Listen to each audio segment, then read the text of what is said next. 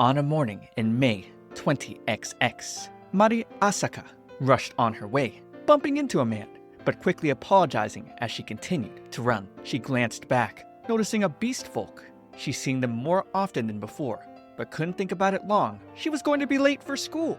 In the classroom, her teacher announced that this year, Yotsunoha High would be welcoming special status students. These special status students are participating in one of the educational programs for beast folk. Beast folk are a rare species that were born due to experiments long ago, and are all located and monitored in a single location in Saitama Prefecture. There are approximately 3,000 of them, and beyond their walls, they live similar lives to humans. Many of them visit the human side, so special status was granted to students to help teach them about human society. One of the students raised their hand, commenting she heard beast folk were pretty violent, and the students clamored with a bit of fear and confusion.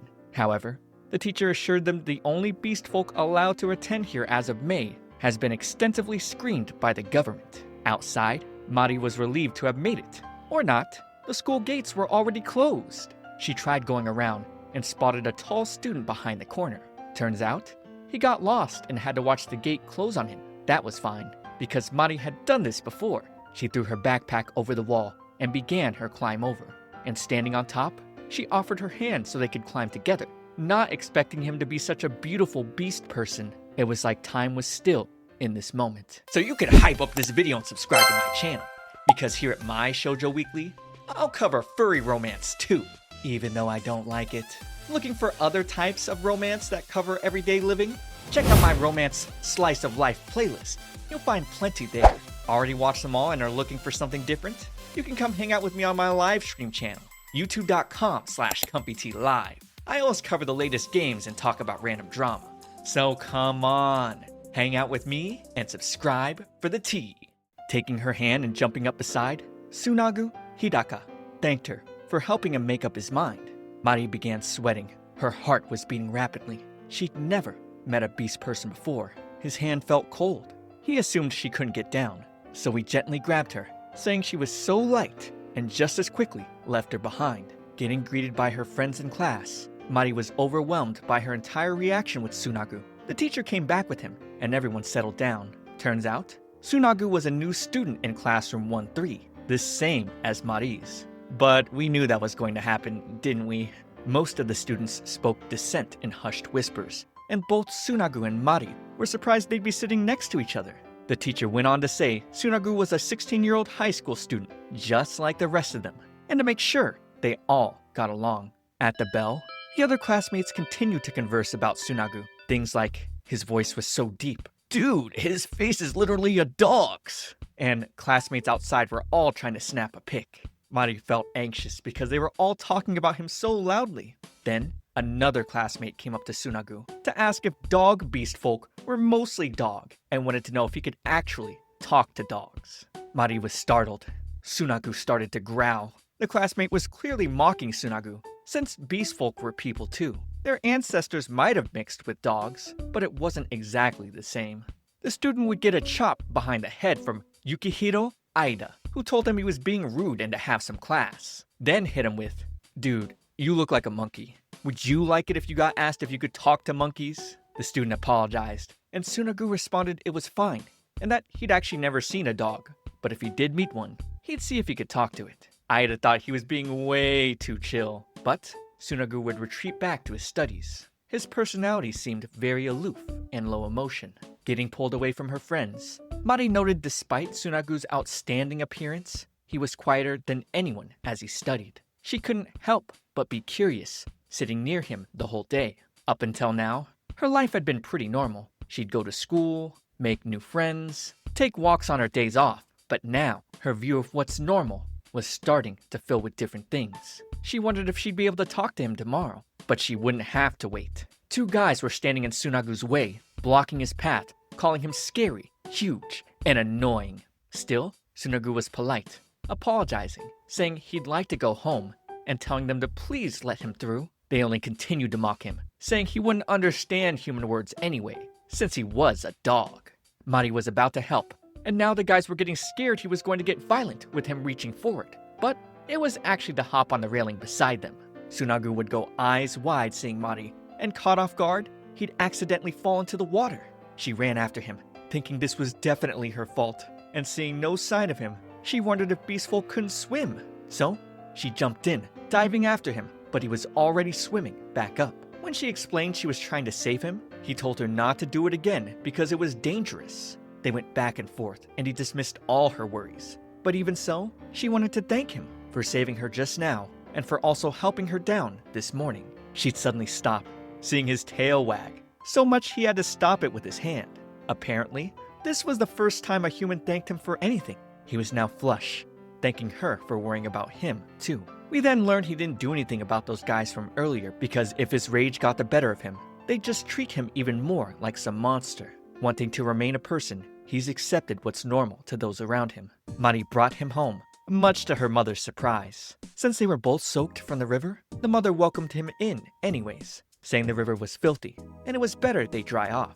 Now meeting a dog for the first time, Yuki, the dog that belonged to Marie's family, Sunagu understood quickly he couldn't understand the dog's yips and yaps. Seeing how playful Sunagu was with her dog, Mari thought of him as just a nice boy who was much more sensitive about what's normal compared to others. With him about to take a shower, she wanted to take his shirt to dry and was surprised watching him strip.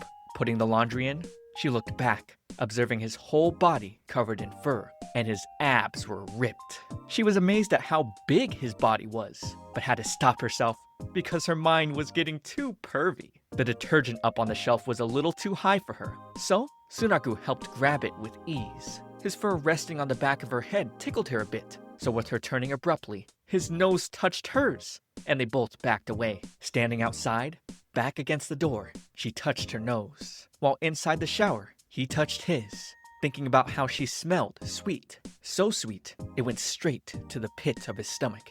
He's never smelled anything like this before. They both wondered why their hearts were pounding like this. They'd never felt this way before. Heading out to school another morning, Sunagu's friends came to check on him, wanting to make sure he wasn't being bullied. He assured them everything was fine, but they were still worried, praying he'd meet a kind human. He shouted that they were so annoying, and that his mind was made up to deal with this for the next 3 years. He didn't want to be babied. Reaching the wall, he showed his permit.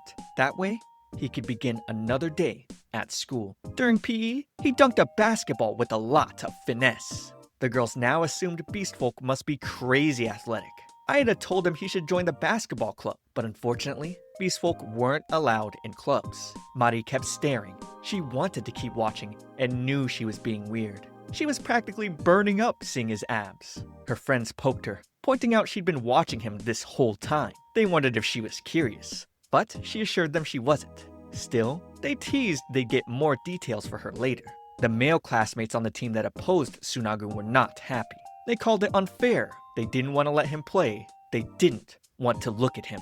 While the rest of the classmates went on ahead, it was just Sunagu and Mari doing cleanup. They made small talk in the storage closet, where she complimented how cool he looked, scoring all those points. He seemed really shy, replying he was good at physical stuff, and she gushed over how embarrassed he was. Seeing his ears moving, she thought it was so cute. She wanted to talk to him even more. However, they'd be the subject of bullying, with someone behind her knocking things over and locking them in the closet. A male classmate kicked at the door, telling Beast Guy to stay in there forever. Aida noticed Sunagu was late coming back, and overheard his classmates talking about how they trapped him with a sacrifice, and that they were going to throw away his textbooks later. Can I just say something? I hate anthropomorphs, but something I hate more is bullies. If you've ever done this, you do not have my love or my blessing, and I hope you suffer in life. Keep yourself safe. In the storage room, Sunagu kept Mari covered. His hand was hurt, but he was fine as long as she was. She quickly pulled out a rag she had in her pocket,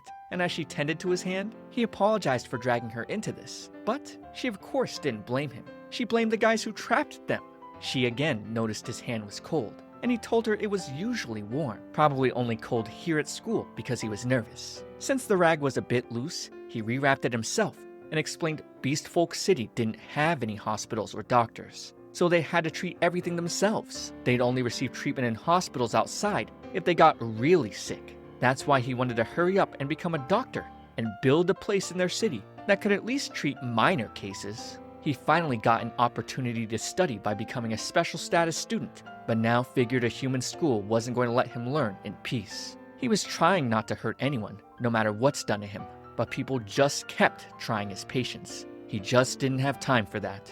Staring at him, Mari thought about how spending time at school was so ordinary for most, but for a beast person like Sunagu, it must be very important. She wished they wouldn't try to entrap him or get in the way of his cherished dream. She grabbed his hands, telling him if he was always anxious, he might get tired, and that would affect his studies. She was trying her best right now to help warm his hands, because she was his friend.